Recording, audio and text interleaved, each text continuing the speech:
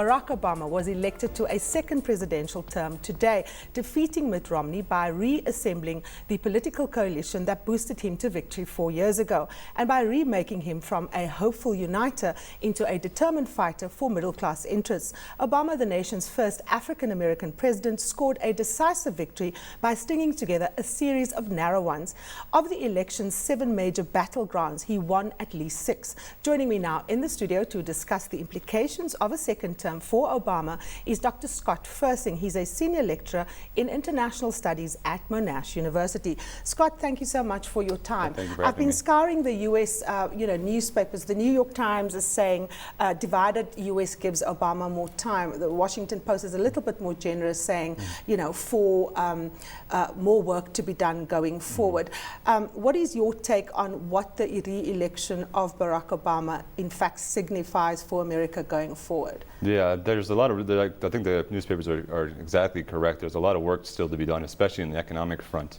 And now it's business as usual. There wasn't any change in Congress as well as President Obama's second term. So there's going to be a lot more political lobbying need to be done in order to face the big issues in which they call the fiscal cliff. There's still a lot of Americans that are unemployed, that need unemployment money, and we'll probably see a lot more American stimulus sort of packages going forward. But it's going to take a lot of work, because we saw the Republicans and Democrats really bumping heads on big economic issues in the past 4 years. Now, in Romney's concession speech, of course, he was saying that it is important to meet across the aisle and to have a less kind of trenched approach. We know that a lot of Obama's reforms stalled in Congress because of the kind of hold that the Republicans have on it. Do you see this as a likely trend to continue, or do you think Obama is going to be able to recalibrate his message and get bipartisan buy-in to his policy decisions? I think it'll be easier now to get bipartisan buy-in, because the last couple of years they were just a lot of the Republicans' goals, and some were quite vocal about it. We're saying we just don't want Obama for a second term. Now that they know that he's in there and they know how serious the situation is, they're looking to work together, and because they know in 2016 it'll be a clean slate between the Republican candidate and the Democratic candidate. So that's what we can look for, with a lot more political lobbying on Obama's part, and with a lot of the Republican sort of leaders in the House to work on fiscal policy. Because in the end, it's I think both parties, they're tired of the party politics, and they realize they need to do what's best for the American economy and which is best for the country and the citizens.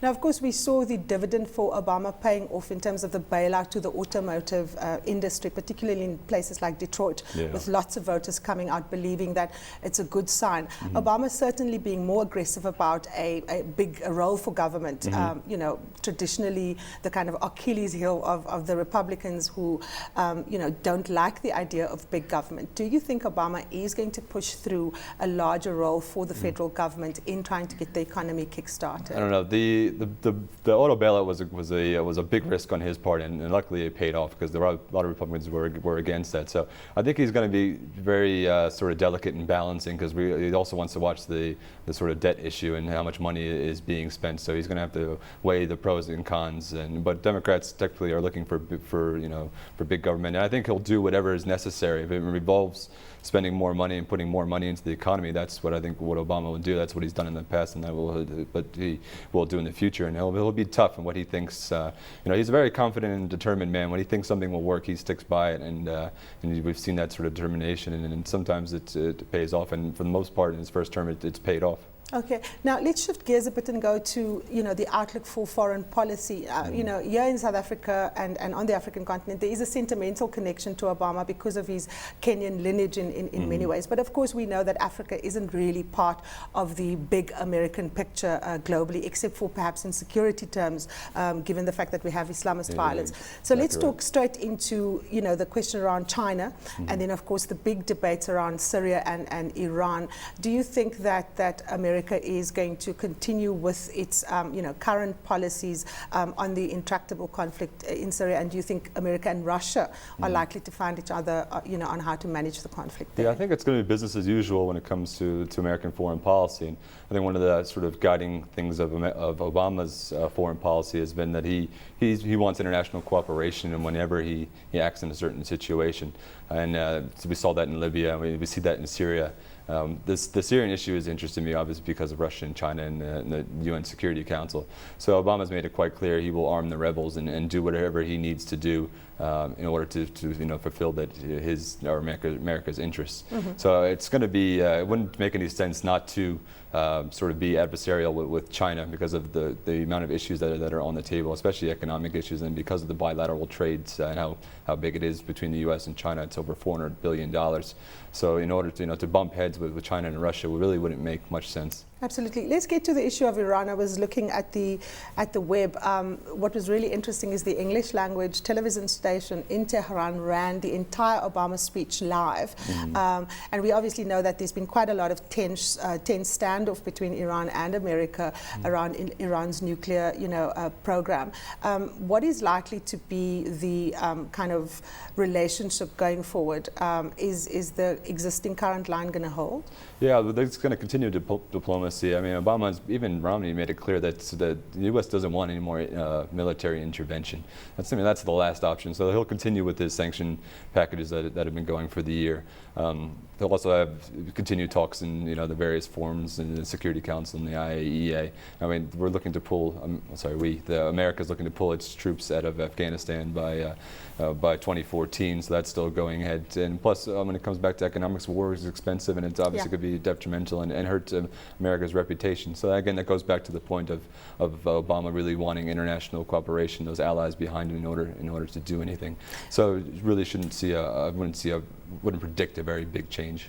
One of the big things, of course, with foreign policy was the kind of team that was formed between Obama and Secretary of State Hillary Clinton. We know that she's not going to come back, and there's a big speculation about who's going to, replace her. Two questions around that. A, is Hillary Clinton's chances of ever becoming America's first female president done now? And secondly, who's likely to replace her? Who are the front runners to become, effectively America's face to the rest of the globe? Yeah, Hillary Clinton I was talking off air, it was a larger than life figure, and I think you're right. She was a huge proponent of and a huge component of American foreign policy. The most traveled Secretary of State, and one of the reasons why U.S. and China relations have remained quite normal, and why I think U.S.-African relations have also prospered. Her political future is a very big question mark. I think a lot of people do not want to see her leave the Obama or the government, and that's highly likely that she won't. She'll probably stay involved in some capacity. Perhaps a more backroom role. Possibly, yeah, maybe still with the State Department, but sort of hard to. I'm sure there'll be some announcements over the next couple of weeks about that, what her future is going to be.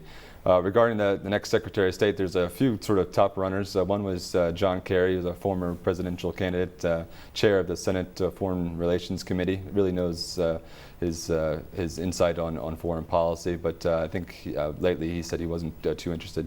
Another hopeful is America's ambassador to the United Nations, which is Susan Rice. Yeah. And she certainly has had the training ground, having to be the big voice of America, at the UN. Yeah, exactly. And she was involved in the Clinton administration in a very young age, in her 30s. And actually, her doctoral dissertation, and she's extremely brilliant and clever, was actually on Zimbabwe. So I think a lot of people are pushing for her because she is quite a strong figure and also very well liked by a lot of people. Almost a sort of Hillary Clinton type figure. And also another person putting the name forward is Obama's current national security advisor, who obviously could be a likely candidate because of his experience in national security and with the issues of Iran, Syria, and Al Qaeda, especially in Africa. Absolutely. Final question, Scott. The future for the Republican Party in many ways look very bleak if one looks at the changing demographic in America. We know that the Latino vote is the largest big demographic in America. If you look at their stance on, for example, immigration, it really cost the Republican Party relying on the kind of classic white male voter in America, which is in fact a declining demographic, is no longer the route to political power and office in America.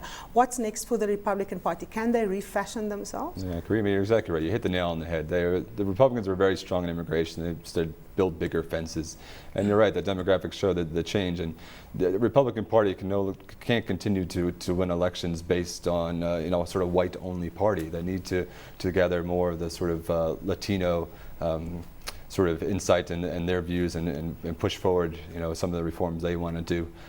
So you're going to need people, more conservatives that are probably more towards the middle, who can sort of, the sway on some of the key issues and not be that sort of far right and those right-wing, really extreme conservatives.